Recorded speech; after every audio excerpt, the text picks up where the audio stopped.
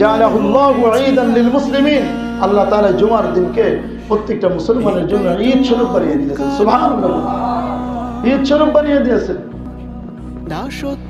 তারপরে আপনি আনন্দ করেন, বিবাহ সাদীর সময় আনন্দ করবেন, কোনো অসুবিধা নাই, কিন্তু একজন মুসলমানের সে আনন্দ উৎসব যেন কোন অশ্লীলতার মাধ্যমে না হয়, কোন গান বাজনার মাধ্যমে না হয়, কোন নারী নৃত্যের মাধ্যমে যেন না হয়, কোন নারী পুরুষ অবাধে মেলামেশার মাধ্যমে যেন না হয়, মাদক গ্রহণের মাধ্যমে যেন না হয়।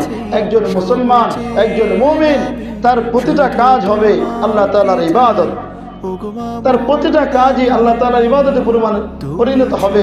তার উৎসব, তার আনন্দ, সেটাও আল্লাহ তাআলার গোলামিতে পরিণত হবে। শরীয়তের গণ্ডের মধ্যে থেকে আপনি আনন্দ করেন, কোনো অসুবিধা নেই।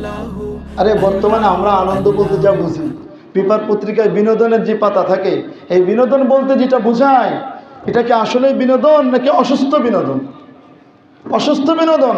এই সকল অশ্লীল বিনোদনের মাধ্যমে মানুষ সুস্থ থাকতে পারে না, মানুষ সুস্থ থাকে না। মানুষ দৈহিকভাবে অসুস্থ হয়ে যায় আর আত্মিকভাবেও তারা অসুস্থ হয়ে যায়। দৈহিকভাবে কত মানুষ